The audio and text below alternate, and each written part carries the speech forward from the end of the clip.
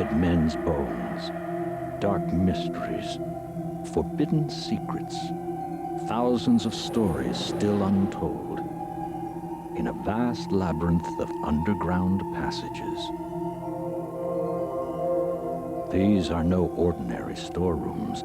They contain treasures never seen before from one of the world's most remarkable collections, the Egyptian Museum in Cairo.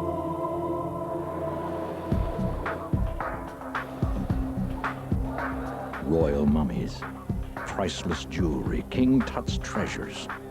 The museum houses the most extraordinary collection of ancient artifacts on Earth. Oh, I could spend days here. In fact, I'd like a whole month if I could have it. I'm fascinated. It's so mysterious. Lots to see, almost overwhelming. 30 dynasties of pharaohs, 5,000 years of history, and the discoveries of generations of archaeologists attract visitors from all over the world. But in some respects, the museum's basement is like the greatest Egyptian tomb of them all. And its hidden secrets are about to be revealed.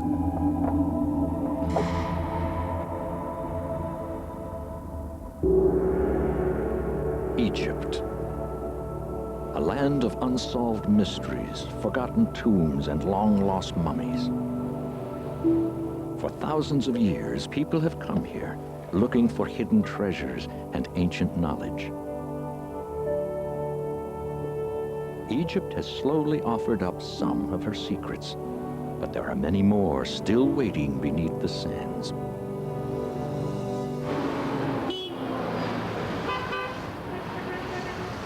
Today, Egypt's greatest concentration of discoveries is right here in downtown Cairo at the Egyptian Museum. Tens of thousands of objects of rare beauty, mystery, and iconic power. But the museum holds much, much more that will soon be revealed in a new exhibition.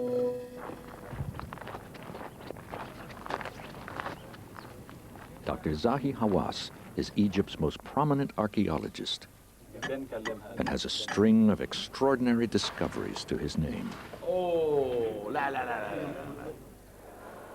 As Director General of the Supreme Council of Antiquities, Dr. Zahi is the man who's ultimately responsible for the museum. Cairo Museum may be the best museum in the world because of the amazing artifacts that you can see and wonder when you come to this museum. The history of mummies and King Tut, all of that, it's something that you can never see in any museum in the world. And can you imagine that Cairo Museum contains 160,000 artifacts, but only half of it are on display. The other 80,000 objects are hidden away beneath the marble floors in a vast network of basement passages. I don't think that any museum in the world will really have a basement like this. A place full of thousands of objects that came from excavations all over Egypt. And when you come by here and you walk around the galleries, you can smell history. Some of these boxes never opened before. Some of it even came 100 years ago, maybe the first day when this museum was opened in 1902. It's an Egyptologist's dream. Opening up a long-forgotten box echoes the excitement of its original discovery. Let me show you one of these amazing artifacts. Look at this feet. It's a feet of a person that he lived since 3,000 years ago. And he lost his toe.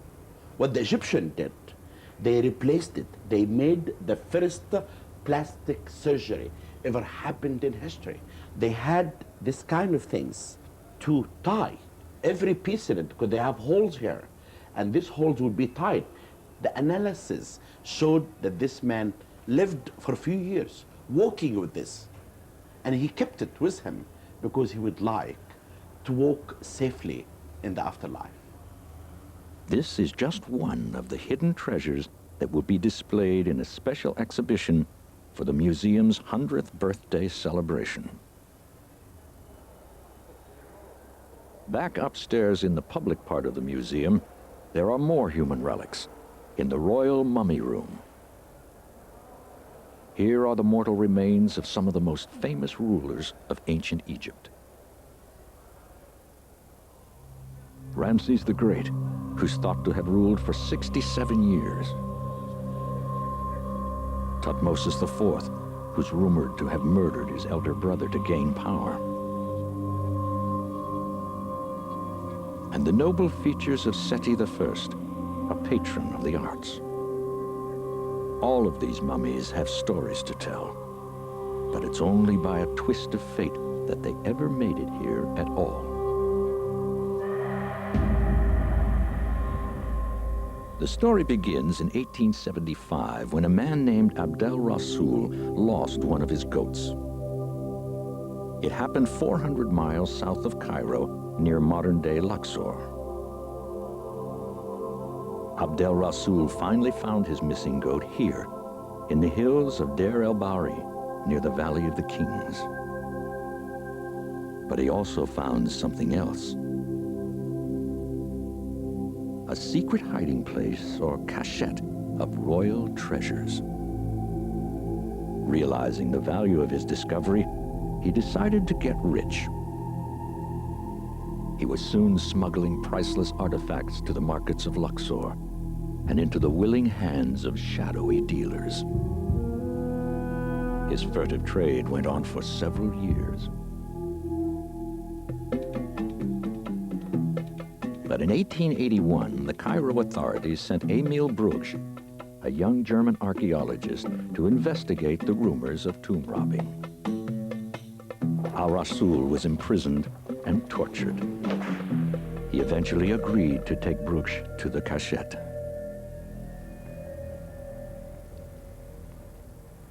Today, the site of the cachette is still a formidable climb into the hills of Deir el-Bahari.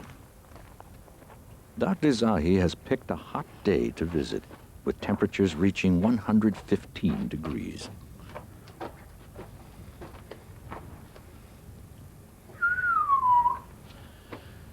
I cannot believe how they came here.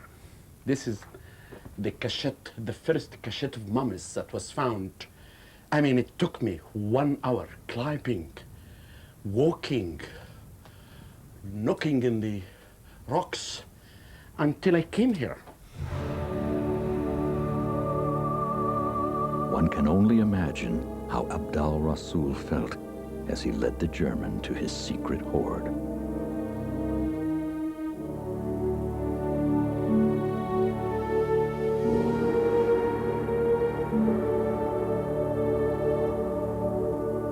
Inside the cachette, Brugsch found 40 mummies in confused piles with royal artifacts strewn around. Brought here almost 3,000 years ago by priests protecting them from tomb raiders.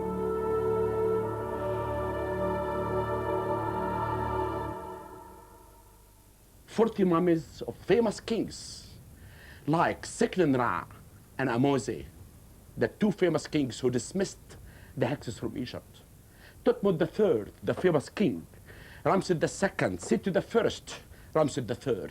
All these famous people were buried here.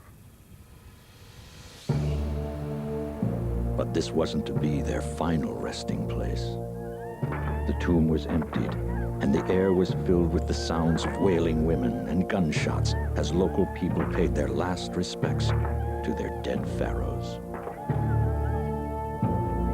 The royal mummies were brought to the banks of the Nile for transportation to their final resting place, the Cairo Museum.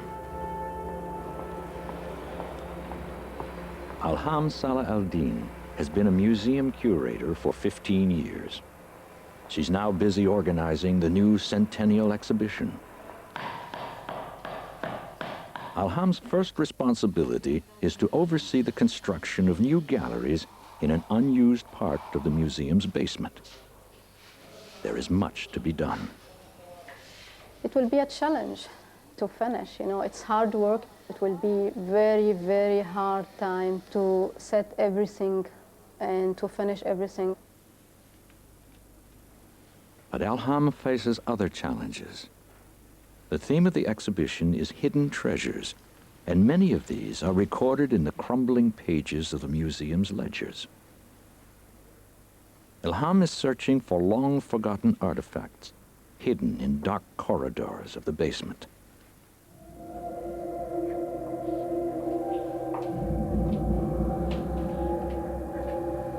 The atmosphere in the basement, I can say spooky, because sometimes when I walk through the corridors, so I'm like around who is behind me, and what's not scary, you like these people to come up or to come alive, to ask them about this history.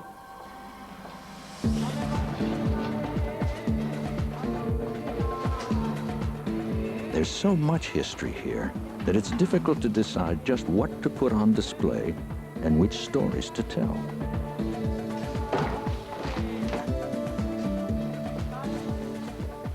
Really, it's so hard to figure out which one will be on exhibition. Magnificent objects and the colorful ones and the rare ones around you. So we should find the best one, and all of them is the best one. So it's so hard. But choices must be made. None of the priceless objects in this box has ever been displayed before. From a recent excavation at Saqqara, a 3,000-year-old ivory palette used for mixing cosmetics. And delicately fashioned in flint, an ibex antelope dating back more than 5,500 years.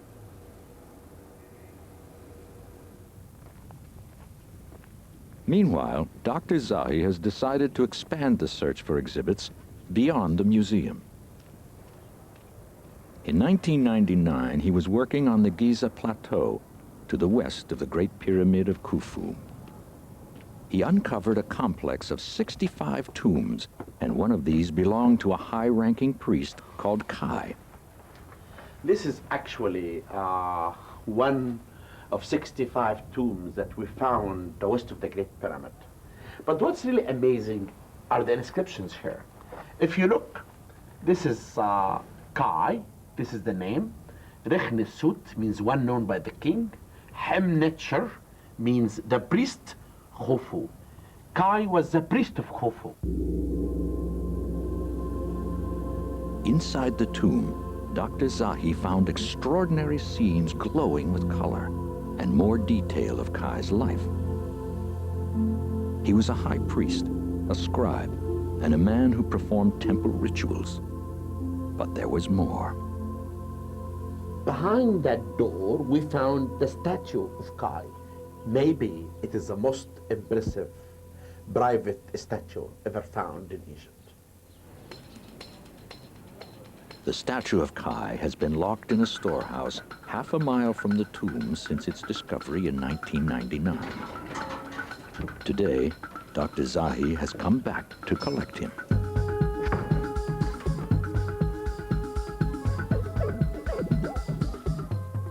I remember when I found this statue, my eyes came to look at the eyes of this statue. It was the most beautiful moment in my life.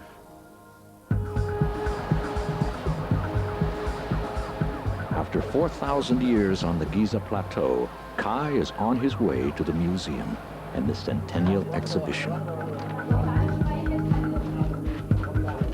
But he's not alone. In a search for new and unseen exhibits, Dr. Zahi has ordered regional storerooms all over Egypt to be opened up. Priceless artifacts are flooding to join the treasures of the basement. Abydos, Saqqara, Aswan, Luxor, the Delta, Egypt's great archaeological sites are offering up their secrets. The artist there has a remarkable hand with the color. Old Kingdom private statues, temple stelae, golden cartonnage mask from the Ptolemaic period. None of these artifacts has ever been shown before. For everyone involved, these are unforgettable moments. This exhibit will be incredible. Most of the objects have been lying in storage for many years, sometimes decades, and need conservation. The statue of Kai is being cleaned with a weak solution of acetone that won't harm the delicate colors.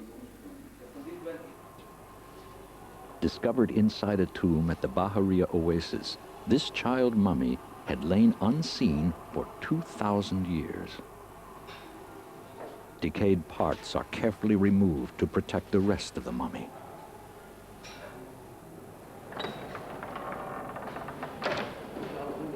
And resurrected from a mass of tiny fragments of ceramic faience, a protecting net that once covered a mummy's shroud and may have symbolized the destruction of evil.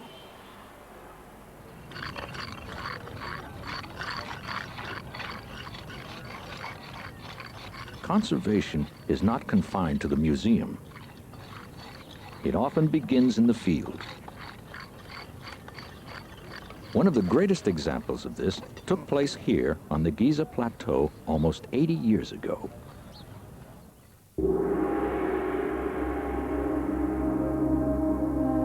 One morning in February 1925, an American expedition from Boston was busy working in the shadow of Khufu's pyramid. The expedition photographer, Mohammedani Ibrahim, was documenting the work, when suddenly, the leg of his cumbersome tripod sank into the ground, and thus began an extraordinary discovery.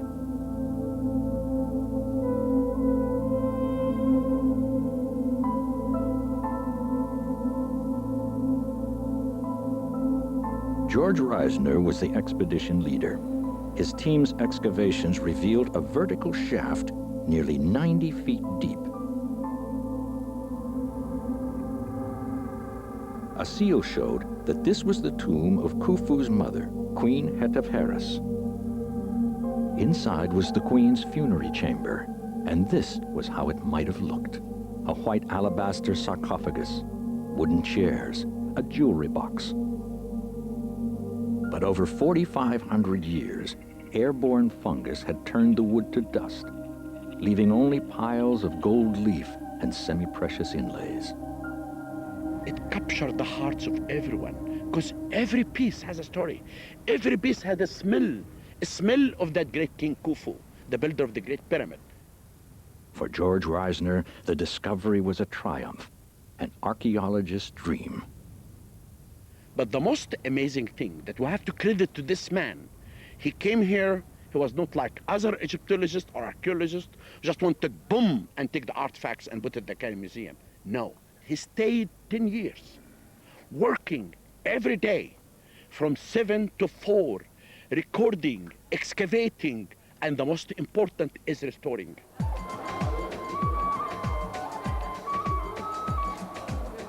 And these are the results.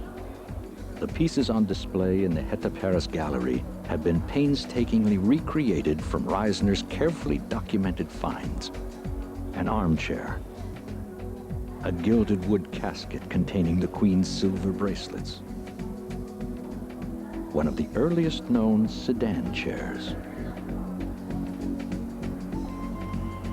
But one of the greatest challenges presented by the Hetepheres discovery is hidden from public view. Museum conservator Dr. Nadia Lokma is about to start work on the only remaining unrestored piece, the Queen's elaborate throne. Back in 1925, these trays were carefully packed by Reisner's team, with every piece positioned exactly as it was found in the shaft, an incredible feat of meticulous archaeology. This is golden sheets, and this is faience. If you look very close, you will find that it was broken to many, many, many pieces. The chair was decorated with colorful inlays of the falcon god Horus, and will hopefully one day be restored to its former glory. But in the meantime, Dr. Nadia has something else on her mind. An incredible royal secret that she'll soon reveal.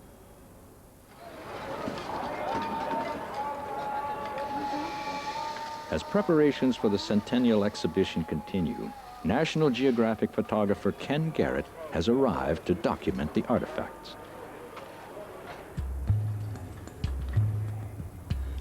You have no idea what you're going to see when you come in here. Each day, more and more boxes come in, and we keep pulling back the cotton and rushing through this stuff. No, no, no, what's that, you know? And so it's like there's this constant train of pieces coming in.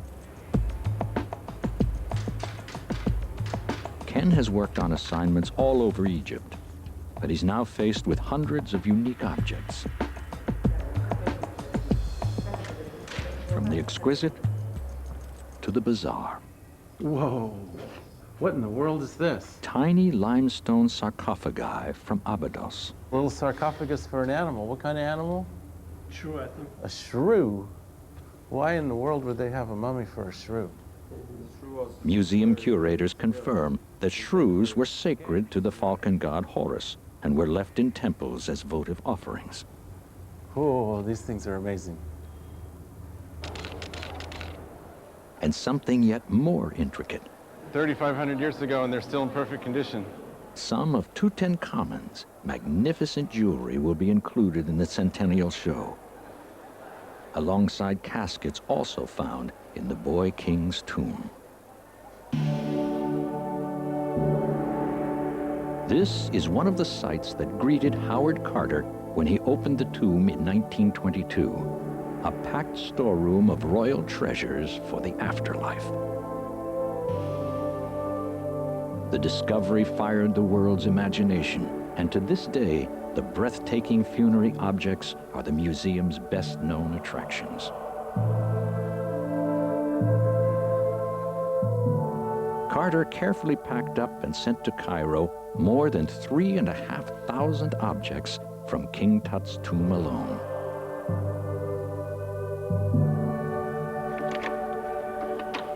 But one of Tutankhamun's treasures has been languishing unseen since it arrived here in 1923. Dr. Nadia has recently rediscovered it. Let me see. Yeah, this one, look here. This is the king and his wife behind him, and he's holding one prisoner here, see?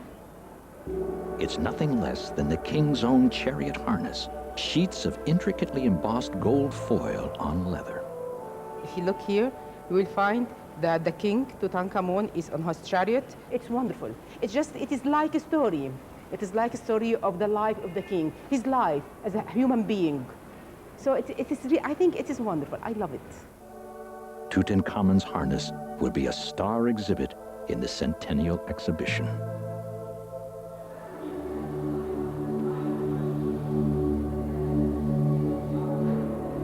The colorful and expressive culture of ancient Egypt has captivated people across the world. And here in the museum's echoing galleries, the pharaohs have achieved a kind of afterlife. It's like an ancient Egyptian temple would have been, in that it's full of statues and it's crowded with people and it's jammed full of life, even though everything is about eternal life and death. But if you come with that sense that it's really an ancient temple, it has a whole different feeling. Oh, it's wonderful. There is just so much here. It's just so mysterious, so different from Japan. And whether we're English or French or American or whatever, we all seem to come from here. It's a roots thing. Korea has a long history, more than 5,000 years. But Egypt has an even longer history. I think there's a reconnection with the roots of all of us, and that we come here to visit ourselves. Whatever their reasons for coming, visitors to Cairo's treasure house now have cause for celebration. The museum is 100 years old and looking as fresh as the day it opened in 1902. The Centennial exhibition is almost ready, But one showcase is still empty. 4,000 years after he was laid to rest beside the pyramids, it's time for Kai, Dr. Zahi's favorite, to reach his final destination.